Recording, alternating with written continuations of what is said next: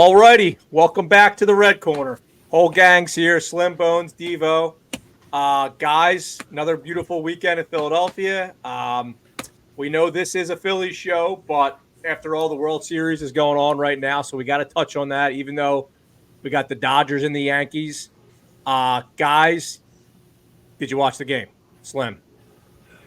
Yeah, Friday night. I couldn't wait for the game to start. I had a lot of belief in the Yankees. I thought they were going to split the series 1-1, go back to Los Angeles, and have a chance to win the World Series. But I'll tell you what, again, I saw defensive blunders and defensive aces really take over in the most meaningful spots. So we'll get into that a little bit later. Yep. I on both sides, I see some potential Phillies as well. Love the way that sounds. Bones, did you watch the game 1 and 2? Yeah, I watched both games. Was it Friday night? I didn't catch the grand slam. I stopped it. I couldn't keep my eyes open. I think it was like the ninth inning. Yeah. Went to bed and then woke up and seen that. But it's crazy. Like you see wake up and you see the memes of Kirk Gibson 837 837, game one yep. hit his walk off back in the 80s. And I was actually talking to my brother Shark earlier in the day about like Freddie Freeman and like what he was going to do, like coming off injury. I'm like, I don't know, because he looked His like he was ankle. really hurt in the NLCS, and where he sat out a game and could barely move in a couple other games, and then that actually happened where he had to walk off and down in history. Yeah.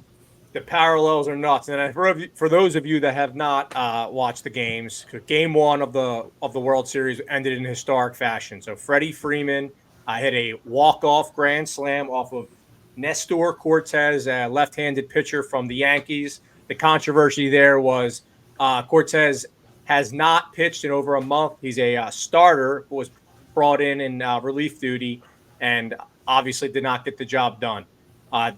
Boone wanted the lefty-lefty matchup. Freddie guessed heater, and he guessed right. So walk-off grand slam, first in history, and it was an amazing game. And sometimes baseball just gives you those moments. When Freddie stepped to the plate, I think we were all kind of hoping for that. Even though he was a longtime Brave, he's one of those guys who just plays the game the right way. You can't really hate him, and I'm happy for him. Happy for the Dodgers going up 2-0, representing the NL. And heading back to the Bronx. So we'll keep our eyes on this series, and we'll keep our eyes on one guy in particular, and that's Juan Soto, right? Juan Soto, star player for the Yankees, and that's where the rumor mill's been, right? So Slim, going to throw it back over to you. What credence are you giving to these Juan Soto to the Phillies rumors? I think we're gonna be in the. I think we're in the mix for sure. Mm-hmm. Are we the leaders? I don't know. With the Yankees looking like they're gonna lose the World Series now, Right. that adds in a little bit of effect. What we have to decide though is a couple things. The rumors are saying $500 million is what it's. 500 million or more, and then the other night, defensively, he was just okay, So that I don't know. That's where I'm at with him. I'm not sure if I want to invest $500 million in someone for. I don't even know what the years would be.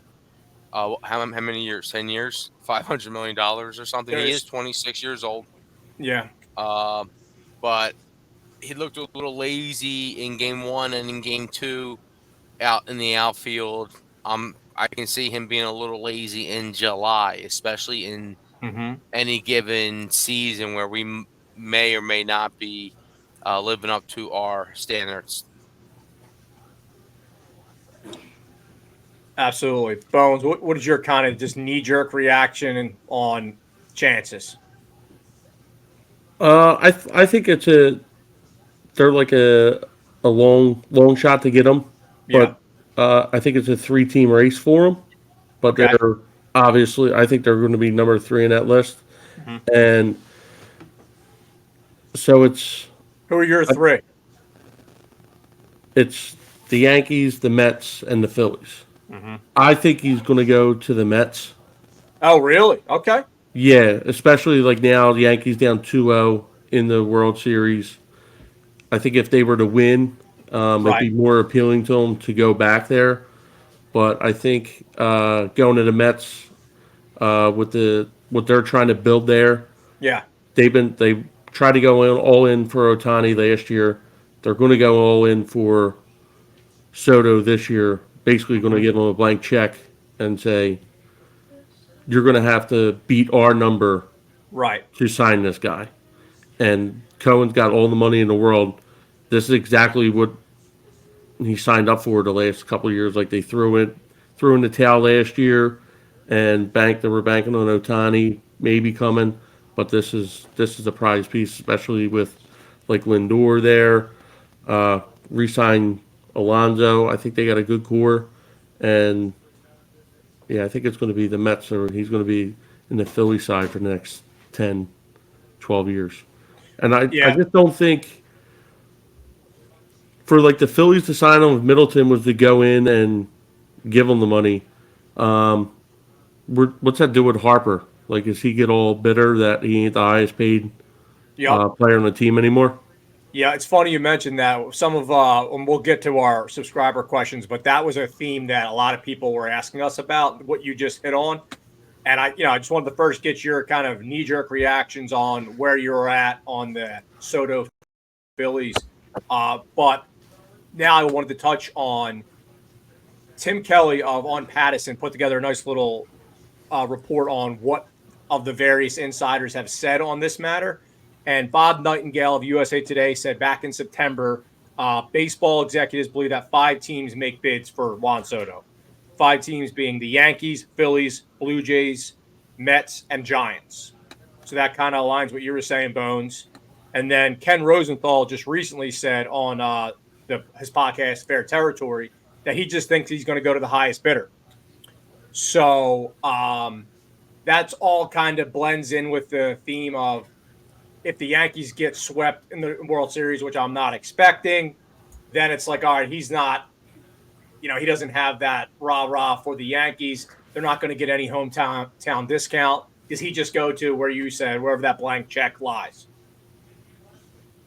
Yeah, and I don't think it's like totally like where it's say like $2 million. If it's Right. like within range, I think he'll re-sign with the Yankees. I just don't think that Cohen's going to allow it to get even that close. Yeah. And then, Slim, you were saying earlier, like 10 years. There's reports that it can go out to 15 years. So, like, it's if it's a $500-600 million deal, don't be surprised. Yeah, no, it's just it's funny because look, Soto he was traded twice before he even turned 25 years old, right? First Nationals to the Padres, then Padres to the Yanks. We've been linked to him historically in trades, so this won't be the first time.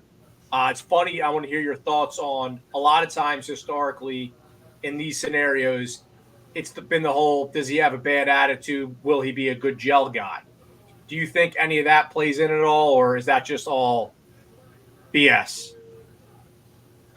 I don't think so right now. I think what's going to play into is what Bones is talking about, what you were talking about, is the years. It's going to be the money. I was thinking 500 million, but 600 million might be in play. Yep. He's going to look for a historic deal. I think that gets us out of the running. Bryce Harper's not going to have to worry about his ego taking a hit, not being the highest paid player on our team. It makes sense for us, I think, to steer away from that Yeah. and to go get 2 or 3 more pieces elsewhere. Right. So I guess the main thing is whatever that number is, right? A lot of early reports have been AAV of $50 million, right? The average amount that he'll get each year. That's the number that's getting floated right now. Question is, do you think the Phillies will be putting out a matching offer on whatever that number is? Yes or no, Bones? I don't think so. Okay. Simple as that. Fair. And then, what about you, Slim? No, I don't think so. Right. And to touch on what you were saying about with Chris with the trade, the two trades, like he Mhm. would if he was to come here, he'd be the youngest guy like in the lineup.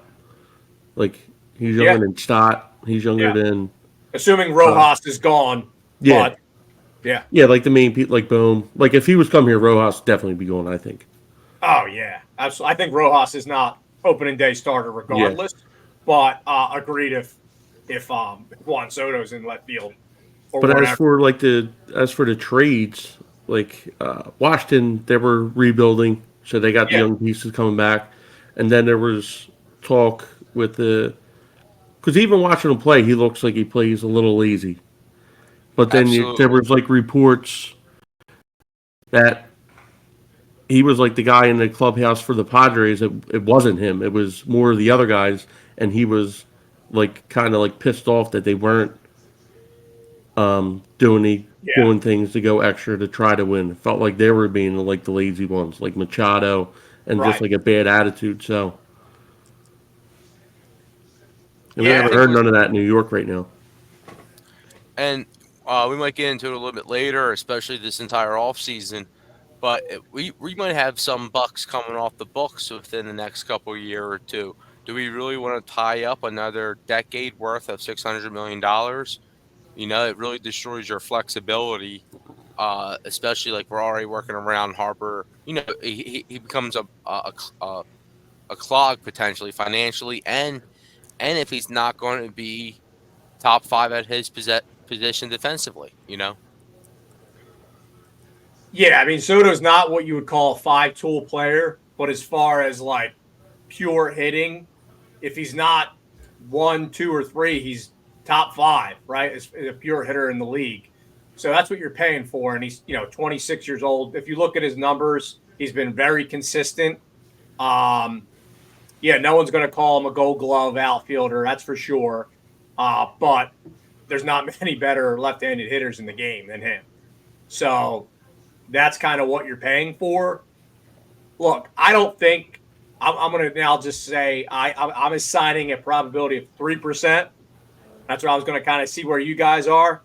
So I'm at 3% chance that I think the Phillies land him, and that if we want to update that throughout the off season, we can. But Slim, what's your percentage chance? 9%. Oh, nine. Okay, that's solid. I'll take that. Bones. One Oh, percent. you're taking the under. Yeah, All right. I just don't see it. But Yeah, never count out Middleton because he said he wants to be the Yankees of the South. So if he right. wants to pay the Bucks, he's gonna have to do it. And 100%. One thing to keep in mind, I don't have the numbers in front of me, but remember, we put a play out there for Yamamoto. So that wasn't a small offer, right? I think we matched, I think it right? was more than what the Dodgers gave him, Right. How many years So did he and he get? got like What did three he get? twenty five. I think he got Okay. 10 years. 10 years, like three twenty Yeah, five. I he got think the 10 Phillies years. were around like 350. Right. He just wanted to be on the West Coast, Yeah, he wanted to be probably with, Shohei, and that's and pretty crazy for a pitcher. 10 years. Maybe it jump is. into alternatives. We could jump in, absolutely. Yeah. I just So kind of now that wanted to see check the temperature on that, and yeah. What do you want to talk about? Go ahead. so there's two names on a club that I think will be selling. One, I think it's going to be very attainable, and that's Jacob deGrom over at Texas. From like a pitcher standpoint. Yes, Okay. you just said we were looking at Yamamoto last year. Yeah, yeah, yeah.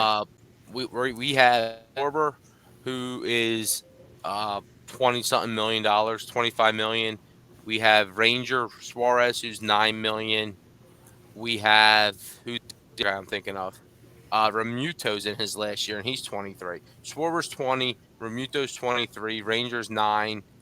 Um, I think the Rangers are going to be looking to be dump a lot of cap, and Mhm. deGrom makes sense because they're going to be. Yeah, I think they're going to be looking to move deGrom, and we could really have a pitching staff that has deGrom, Wheeler, Nola, who cares about Ranger? He can be moved. And then our young stud, our future Cy Young winner, Andrew Painter. And that would be awesome. I think that's 4 guys who are unbelievable. Yeah, I mean, listen, I'm a big proponent of. I know Ruben Amaro always says you can never have enough arms, and even with Painter coming up, we don't know when that will be, right? And we'll have Sanchez. He'll be our 5th, or Painter will be the 5th, Sanchez, and Sanchez the 4th. Yeah, heck, I'm not going to say no to that. Do you have like another name, whether it's pitcher or outfielder, a quick alternative to? And we'll be talking about this a million times throughout the offseason, but some of your thinking outside. Since last week, I'm more open to the idea of moving Realmuto and Schwarber. They're both in their last year of contract, so these teams who are looking to open up cap space might take on those two. The Rangers have a young catcher, but he has a pretty decent deal. Bohm has been linked to rumors. He's going to be another hot name like we talked about. And then Stott. But again, I kind of like Stott because of his defense, but his power numbers really are crap. And then if you talk about Texas still, again, they had that catcher who's half decent, and they have Simeon, he who can play shortstop and second base. He's older. His batting average was about the same as Stott, and he hits about 25 homers. And he's half decent. Last I checked defensively, I would have to get up to par with him. But last I checked, he's been an all-star the last 2 years. So I could see something happening there. Absolutely. Tinfoil hat theory. And let me know if there's anything to this at all, or if it's just crazy. So while the World Series is going on, obviously, right, there's a lot of buzz. So the Phillies and their PR team, front office, whoever, wanted to get our names out there, right? Keep the buzz going. Want to show all the publicity that Schwarber and Harper are getting. And this all ties into our Juan Soto package. Now, is that just a crazy theory, or is there anything to that? Yeah, I think it's just crazy theory. I think so too. I was trying to make it work. Wishful thinking. Yeah. Wishful thinking. Stott was. I think that game was Friday night. You talked about he was at UNLV game. Oh yeah, I think that was Friday night. Yep. But Schwarber was back. Lee Corso there. Yeah. In his sweater. And then, did you see what Harper was doing? What they had Harper doing that big noon kickoff? Yeah, he was hitting something, right? I think it was like Leinert was like throwing them like little footballs. He was like hitting in the crowd. He could barely do it. Yeah. I don't know, man. I don't know if it was bad pitches or his hand-eye coordination's already way off in the softball department. Spring training is still a way out, so he's got time to get it calibrated. But no, that was just a little funny thing I saw on there. You're not used to seeing their faces on the screen for college football, so I just kind of want to bring that up. But cool. If there's nothing on that more, I'm going to kind of transition to the subscriber question time. We had a lot of questions this week, and sorry everybody, we're only going to narrow it down to like 3 or 4 each week just for the sake of time. But we had a lot more than that, so thank you for everybody who did ask a question. And we're going to share the love, but Slim, let's start off with you here. Let me get the questions up. First question is from Owen from Substack. Slim. So this is regarding Juan Soto. And a lot of this we've kind of already touched on, so let's just hit on this again. So regarding Juan Soto, if we were to sign him, do you think that Harper and Turner would not like the fact that the spotlight might be removed from them? I think they would like it. I think it would have a reverse effect. They both. It takes energy. It's a lot of energy to be in a spotlight. Harper has literally rung that bell and been the face, honestly, the MLB since he came into the league. Mm-hmm. And it really will probably be It might take him a little bit of getting used to, but I'm sure probably in that first day of spring training when they all run over to him first, he knows there will be plenty of time for him to talk to the media. So I'm sure he'll be fine with a couple of extra, just not even seconds, just a few moments to himself. So yeah, I think it would be fine. Agreed. Agreed. All right, cool. All righty, second question here. This is from Mike via email. Adam, regarding Soto, and again, we touched on this a little bit. Do you think if the Yanks winning the World Series affects Soto's decision of going or staying wherever he goes? Yeah, I think if they were to win, it would they wouldn't have to. There would kind of be like a discount from that he would take just to go back, like run it back, just because they. But they're like losing now, and I just don't see him taking that big of a discount to go back. Like if they were to win, it's different. Like win the World Series, I just don't see him doing it. Right. You're kind of, you think what Rosenthal is saying as far as he's going to go to the highest bidder is most likely just going to be the case. Yeah. Yeah. And remember, his agent, who we're all very familiar with, is going to be advising him to do that as well. Yes. And because like him playing at Yankee Stadium, he's got his stats up to get this huge contract, right? True. This is probably the best year he's had in the last 5. Right. Yeah. Especially like the last couple because he was playing at Petco Park, which is a huge stadium. Right. And then he's going to the Yankees with the short porch, hitting bombs. Yeah, good point, Slim. The health also factored in a lot. Awesome. Okay, so third question here, third and final. We're going to kick this back over to Slim, and Adam, if you want to chime in at the end, please feel free. This is a funny one, and this is from Ryan via email. Oh, actually, before I go to that question, I wanted to give Mike a shout out. So, Mike, who just asked that prior question, has a really cool podcast, and his podcast is called Word on the Street, a Mum Nation podcast. So obviously this is a Philadelphia-based podcast, and if you're not familiar with the Mummers, you've probably been under a rock, but the Mummers are a huge tradition, and our co-host here, Adam, is a member of the Mummers. He's the president of the Downtowners. So Adam, you want to just give a little bit of background on Mike's podcast? I know you've been involved with it. Yeah, so they just have a couple guests, like they do it like every 2 weeks they put out an episode. Yeah. They have guests talking about different themes, like of what people have did. They do like rankings of like a top 5 what were the best, like this recent one, what were the top 5 haunted like captain themes, like what was the best suits.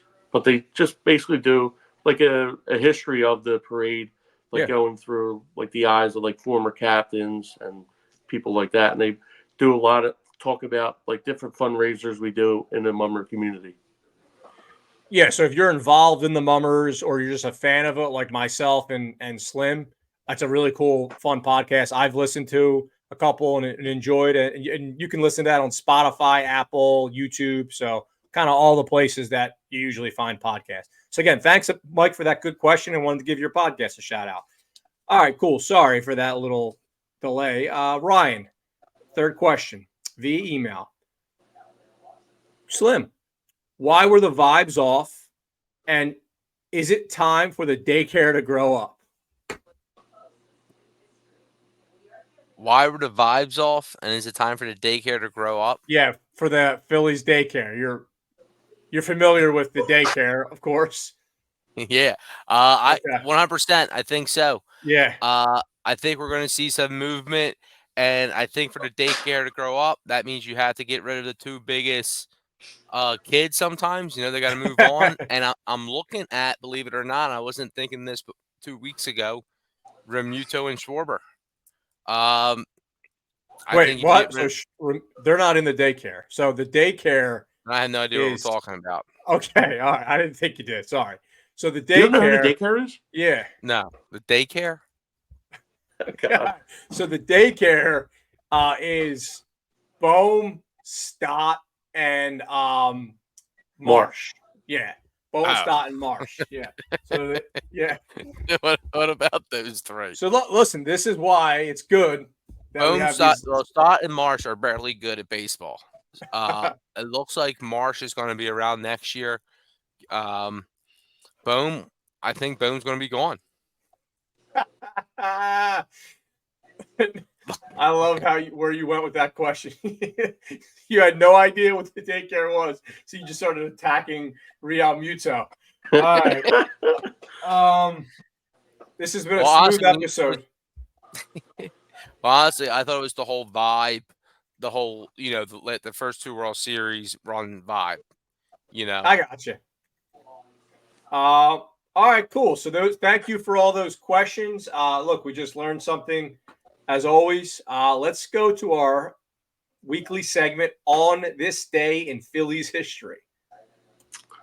So on this day, Phillies history, 2008, Part 1 of Game 5 of the World Series happened. Okay.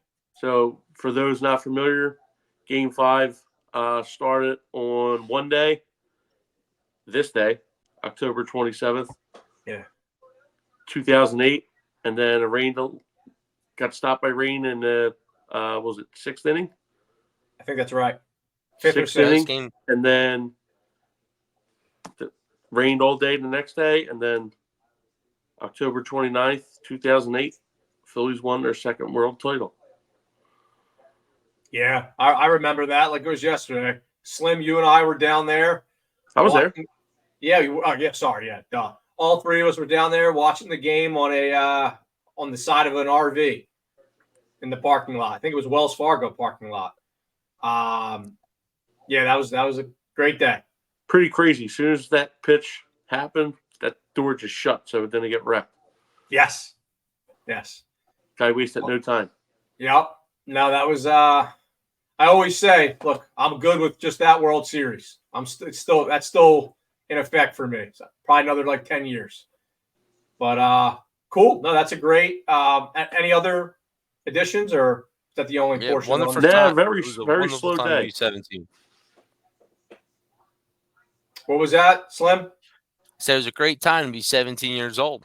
Yeah. No, that was awesome. All righty. Great episode. Thank you, guys. We will be back next week.